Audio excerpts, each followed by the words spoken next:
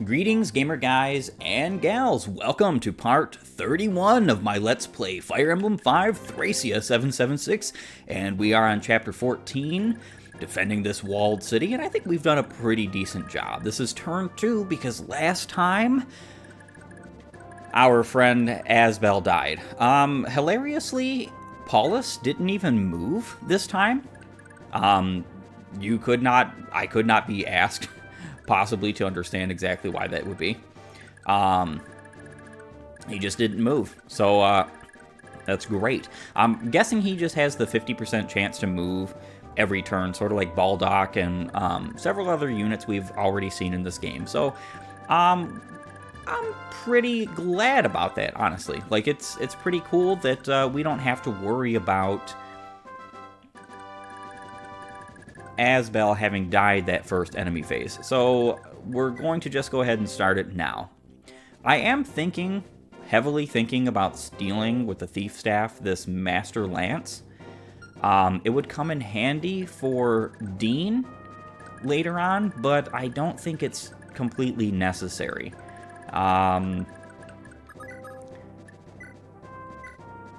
Alright, so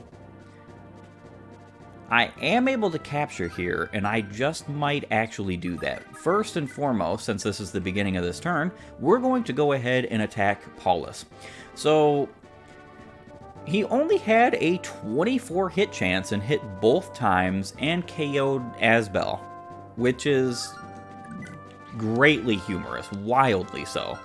Only has a 24% chance while having 4 authority stars. Wow. I mean, we are 2-hit KOing this guy here, so there's that. So, this is how I'm to die. Yes, Paulus.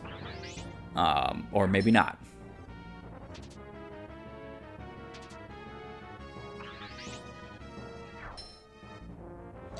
Wow, he procced Pavis both times. Pretty crazy, actually. Alright, so because of that, we have some things we gotta do elsewise.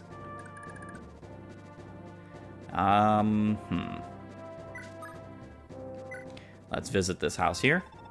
My ma and pa were both killed. Tara has already lost, just like all the other cities that resisted the Empire. Well, very unfortunate you feel that way. Yeah, Paulus could attack Dean here, which would be wildly no good. But we could steal the Master Lance. The Killer Bow would probably be more of a threat, honestly, to Dean. But it doesn't matter. The Master Lance would be nice to have.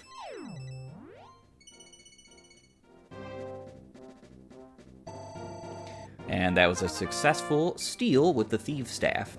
So Tina is not someone I want to have any kind of skill on. I don't want her skill to level up. I would prefer it if it stayed below 5, just because it makes her a better unit.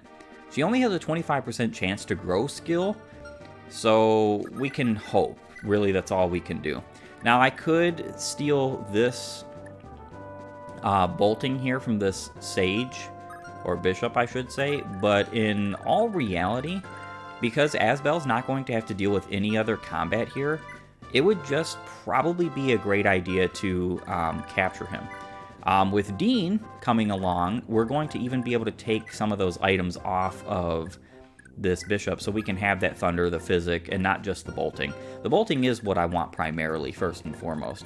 I do have one particular unit who is great at using those, and that's because they are A-rank tomes, and she already has A-rank in Thunder. She's going to be able to use that to great effect, sniping many enemies away with that good old tome. I can show you what's in the armory, and nothing useful. The Silver Sword is decent. I would say, like, out of these weapons, it's worth the purchase, but especially because you're not going to find too many silver swords in the game. But, like I've said, it's just far and away better not to buy these things. Now, I am seriously considering buying a stamina drink, but we should be able to get 6 from the next chapter, which means because we also have the one from Homer that we got this chapter, we don't really need to do that. We are going to visit this house, however. It seems Tara's fate is already sealed. I wish I could go back and do it all over again. Someplace different. These guys are quite negative. Quite negative. Homer can just go up here and... Actually, you know what? We can go ahead and trade with Safi. We're not going to do that just yet. We're going to let her use up that physic, and then we'll trade with Safi. Put Marita here. Nana here.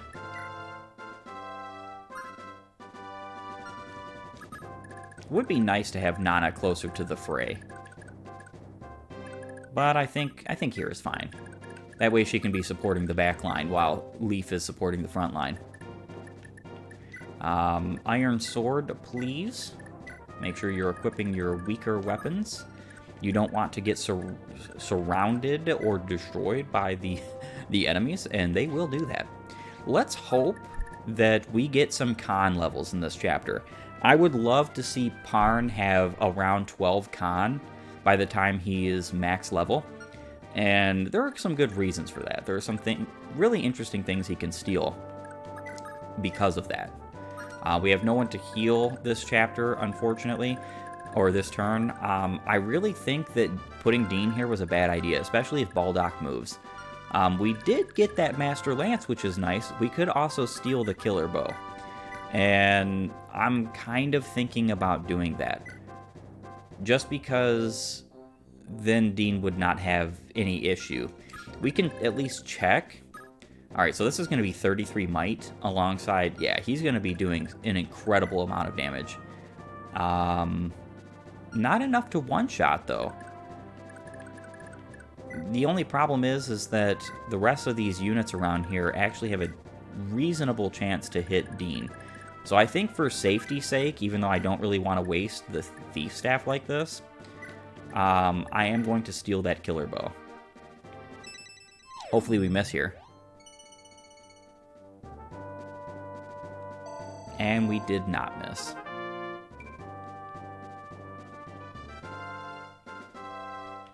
Yeah, so I was hoping for a miss there just to give Tina some more experience points.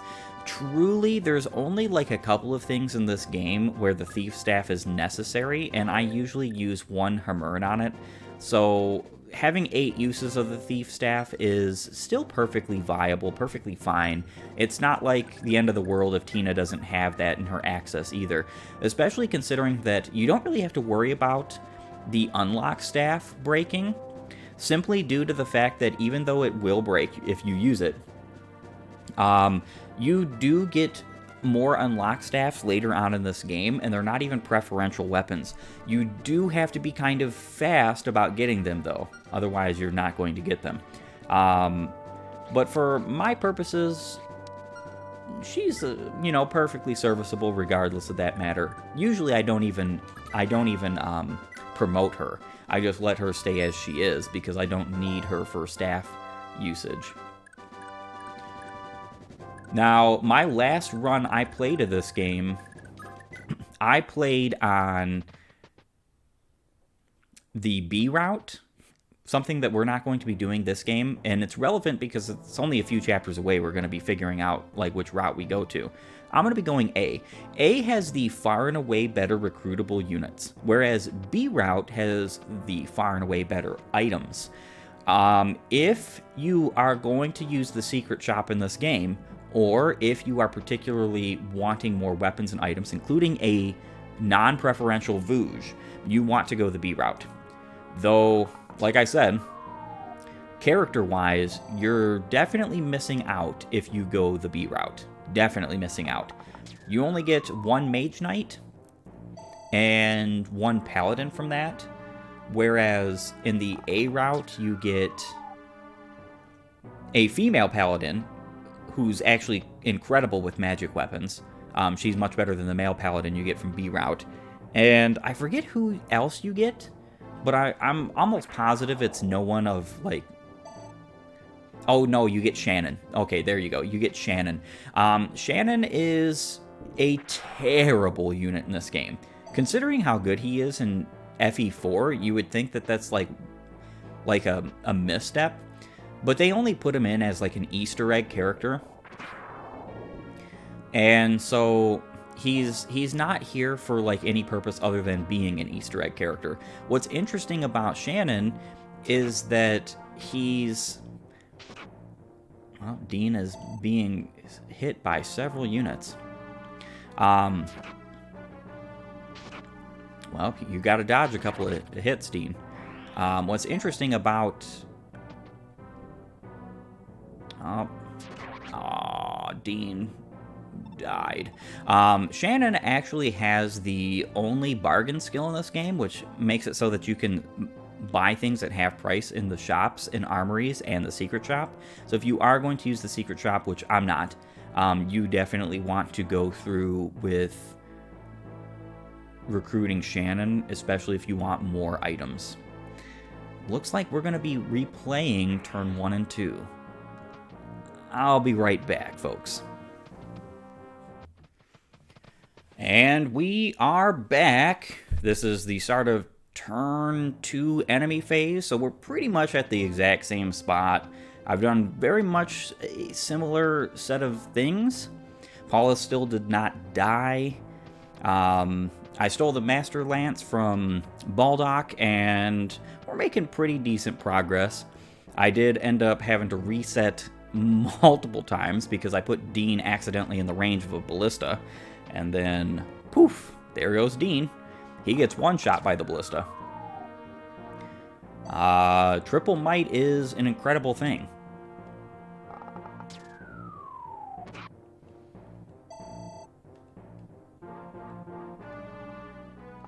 I am most likely going to need to replace Leaf and Nana's positions so that Leaf can deal with defending in the back and Nana can help Parn and everybody up front while also being able to heal Parn.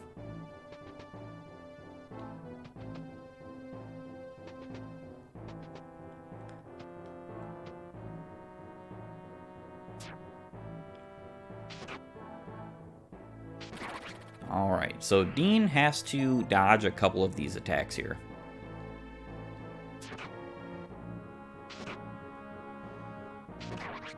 Just a couple. We'll be able to heal him up next turn.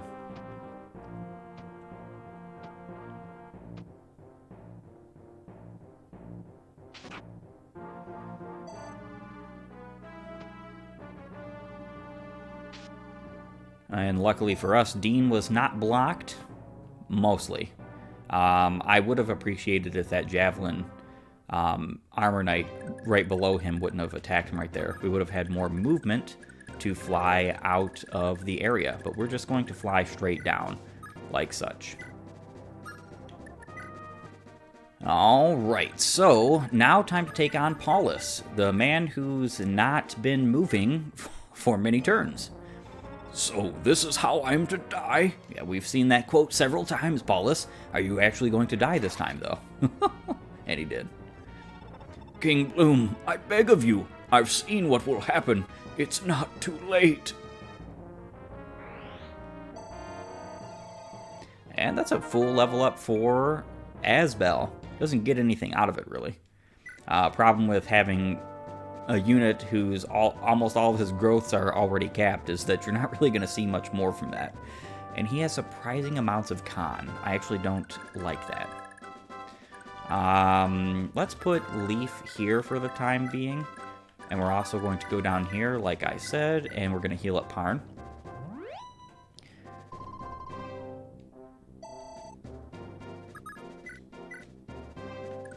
Then we can stay right there. We're going to dance for Leaf, so he can stand up in the middle section and be able to help our units out. I'm glad she got magic. She doesn't really need it. She doesn't really need anything. but better than nothing. And we are going to heal up Dean, and then we're going to trade off that physic that's now broken and give that to Homer, and also take the light tome and give to Safi, because it just makes sense. Now she has the ability to defend herself. Are we going to be using that? No, I'm never going to be purposely attacking with Safi. That's why she gets the basic light tome. I just prefer her to have something so that she can defend herself if need be. That's really the reason why I do it. Now, Salfina here and Olin are not here just for looks. They will get the chance to take pot shots at all of the enemies that are going to, for instance, swarm around Fergus or come in front of, like, Ocean and Merida. One thing I was thinking about doing was rescuing Merida with Ocean, so he doesn't just take out, like, a whole slew of enemies. I was even thinking about rescuing a unit like Homer with Finn, so he also doesn't take out a whole bunch of enemies. We do need to trade so that he has the Iron Lance equipped, because we definitely don't want him to waste that Brave Lance at this current moment. So, I mean, with that being said, I think we've pretty well done our turn. Now, this chapter is interesting. You only have to defend for 10 turns, and once those 10 turns are done, well, you're done. It's just that simple. Because we've taken out Paulus, a lot of these units are not going to any longer have authority stars. However, Baldock still has some. We want to take out Baldock as soon as possible. If he were to get a Vigor star this coming up enemy phase, we would be in a very bad situation. You do not want him to come up and attack any of your units with, like, for instance, the Killer Bow or anything of that nature. So we're going to hope that that's not what happens. And let's go.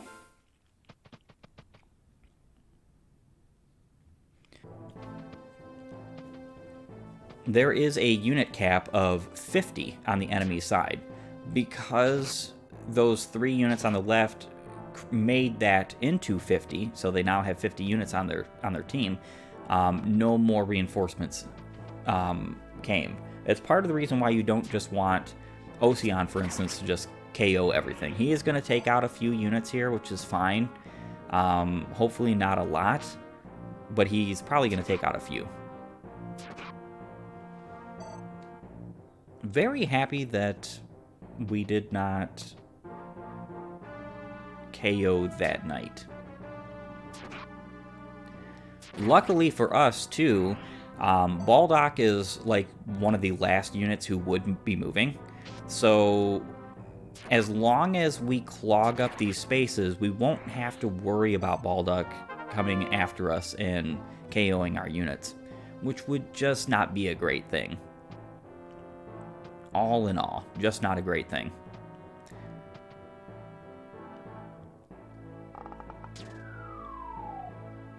And Parn is going to continue getting his good old precious experience points from these ballista. This strategy I use with baiting the ballista with, for instance, Laura, I did that first, and now Parn, is, in my opinion, very genius, especially because the ballista can't help but attack people who are weak defensively, and your thieves are weak defensively. So it's a great way to distract them, whilst also not having to worry about any of your main fighters being attacked. And Dean got hit.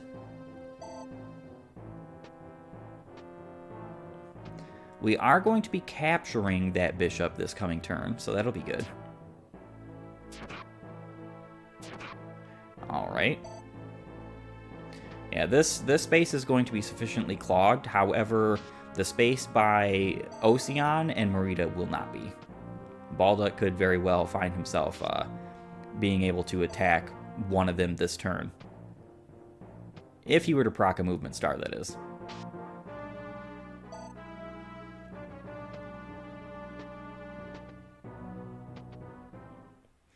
Alright, so he's going south. Alrighty, so now we can go ahead and capture... we're only doing 10 damage. I mean, it's ×2, and we do have a chance to proc Adept, but it's not a good one. I guess we're going to have to try it anyhow.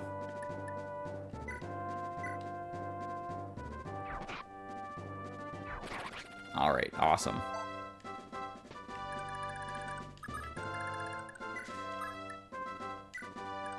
And we can fly Dean over there. That should be perfect. He is quite the nuisance. Baldock is... He is one of the most difficult bosses that we have seen up to this point, and it's because of his Vigor Star and his incredible weapons he comes with. The Rider's Bane is something I kind of have to look out for here. I'm truly thinking about dismounting Fergus. In fact, I'm going to just do that regardless, because otherwise he's going to do an extreme amount of damage, and I don't want that to happen. We are going to attack at range with Olwen. Probably should have saved that guy for Selfina, because he was already damaged, but it's okay.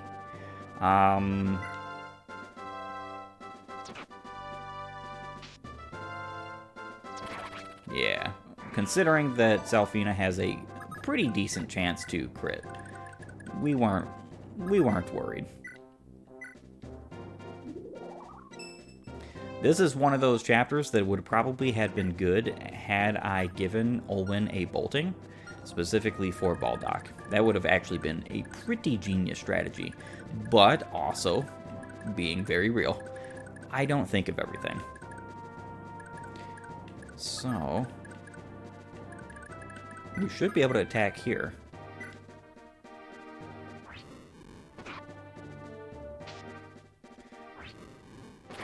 Yeah, getting some of our units some well and much needed experience points is a great idea, in my opinion. Alright, so what we can do here... She is going to attack with Thunder first, but let's give her L-Fire.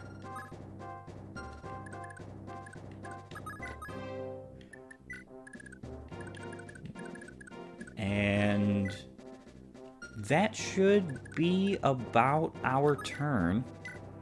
We can heal. Yep, you know, we're going to heal with Salem here on Dean. Salem definitely is a unit I love using, particularly because he is the only Locrian mage you get in this game. He's not all that fantastic growth-wise, but utility, he has some pretty awesome uses. So I am going to try my best to use him. Homer is a unit I have used in the past, but in my humblest of opinions, he arrives a bit too late, and Paragon doesn't even really help him. A bit too late, and I've already got a great Sage. He's not a bad unit, definitely not a bad unit, but just not a unit I typically like using.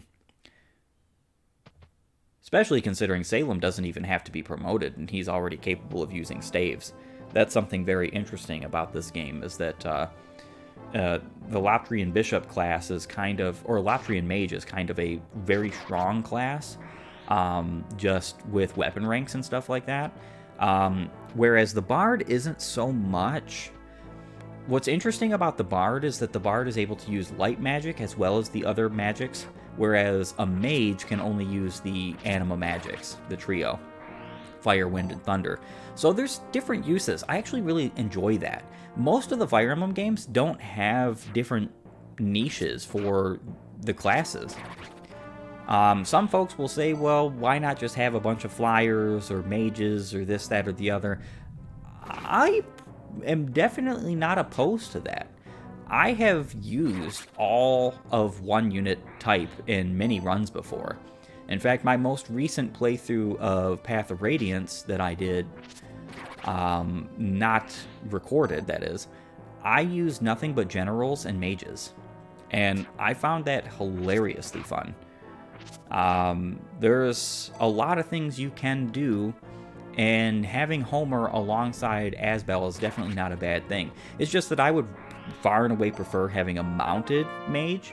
So I look at someone like Olwen as being a better option, especially because Thunder is just a better magic type than Light is, technically.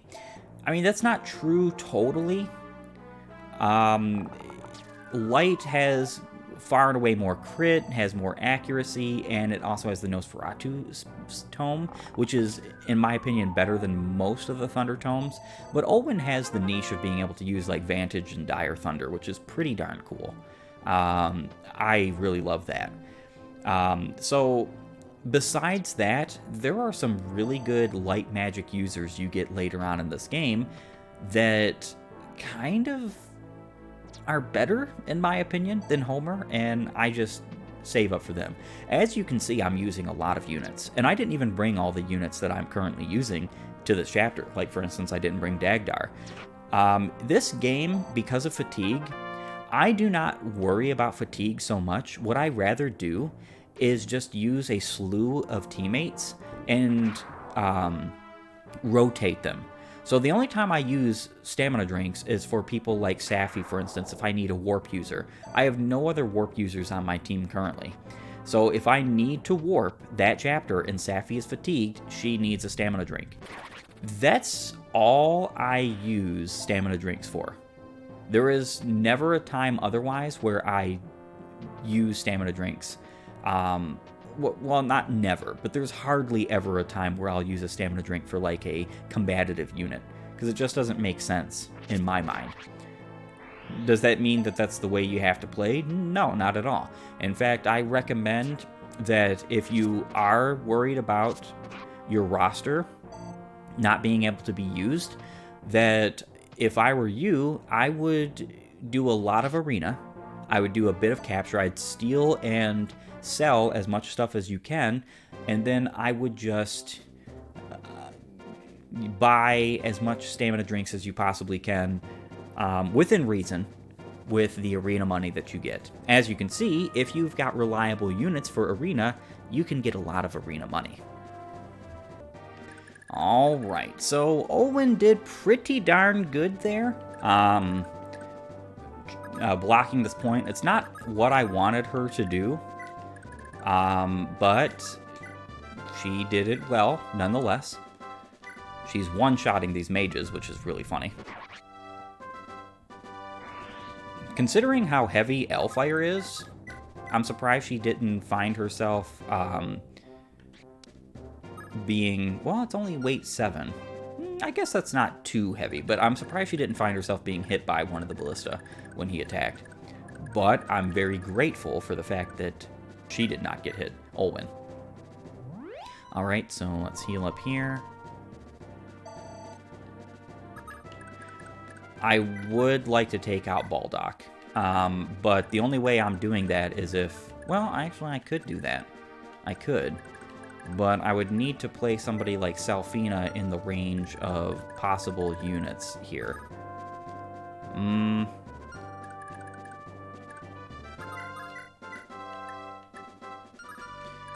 Would be best to probably attack with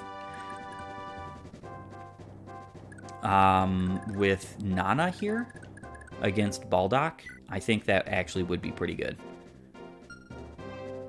Except she's going to have to attack at range. Does she have a scroll? No, she does not. Do we have a scroll that we can give her? Yes, we can. We could give her the Null scroll. Alright.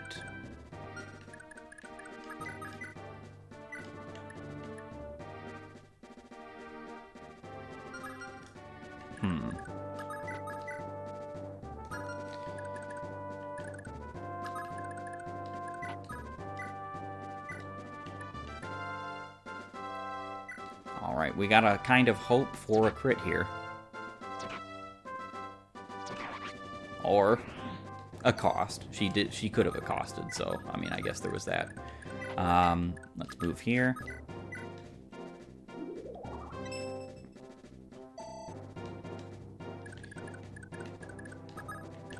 And we'll just move here with Marita. So the only reason why I'm doing this particularly is because Baldock can literally just destroy your units. Unawares, especially with a crit, and I don't want that to happen. So let's see. Flame Sword. Alright, so he's doing 16 damage, so that's kind of a lot, but we're attacking twice and we should be able to beat him here. Funny, you little rats think you can actually beat me? Yes, in fact, I know I can beat you. Perfect. Good job, Nana. What tomfoolery? How could this happen? What tomfoolery?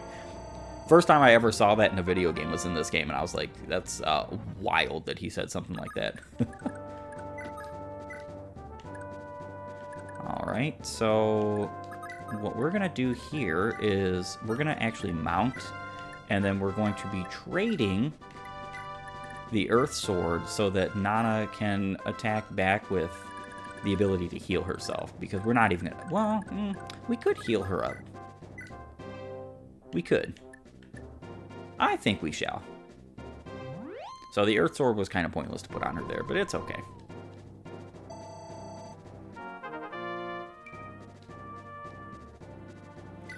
Salem got a pretty decent level up, I would say. Pretty decent. You can wait right there. Dean has to visit this house, so we are going to trade, and we're going to get that... I don't think Asbel has a C rank. No, he does not yet have a C rank. So we're going to trade and get that bolting over here, and then Dean can trade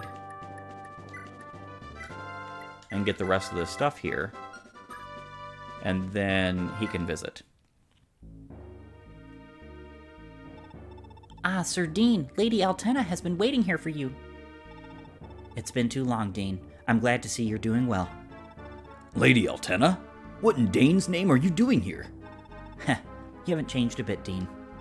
I've come all this way to give you a gift, a spear worthy of your service to Thracia.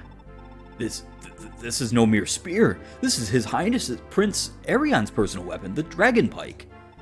Why would he give me such a prized possession? He considered it a token of his apology for having to brand you a deserter as part of your cover. Go on, take it. He said he wanted you to put it to good use. I was the one who chose to desert the army, sure. It was to carry out His Highness' secret mission, but I could have said no. I made the decision, not him, and I knew what it would mean for me. His Highness is not to blame. So, as flattered as I am, I can't accept this. Don't disregard my brother's feelings so easily, Dean. He thought just as much about this as you did, about deserting the army. Besides, if you won't accept his gift willingly, then as Princess of Thracia, I'll just order you to accept it. Ha! You know, technically I'm not a Knight of Thracia anymore, so you actually couldn't order me to do anything. But you've made your point, Lady Altena. Order or no, you know I could never refuse you. I'll wield the Dragon Pike for a time, but I'm only borrowing it, that's all. I'm glad you understand.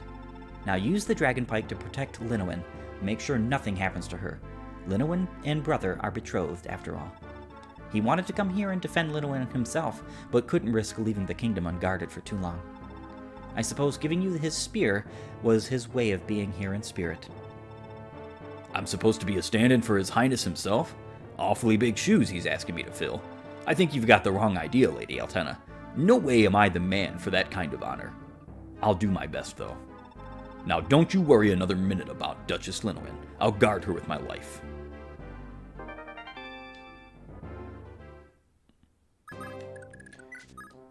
And we get Dean's personal weapon, the Dragon Pike. It's a preferential 65 hit, 16 might, 0 crit, 1 range, 12 weight, Brave Lance. This gives Vantage as a skill while equipped, meaning that Dean gets the effect of being able to attack with a Brave weapon without having the Vantage skill himself while having this equipped. That's pretty phenomenal, in fact. In my humble opinion, it's one of the better personal preferential weapons in this game, that is. But, however, with that being said, I do want to say our farewells today. This episode has drug on, just like this chapter does most of the time. I do want to thank you for joining me, though. If you like my content, please upvote and follow, or like and subscribe, depending on your platform. And while you're at it, have a great and glorious day gaming.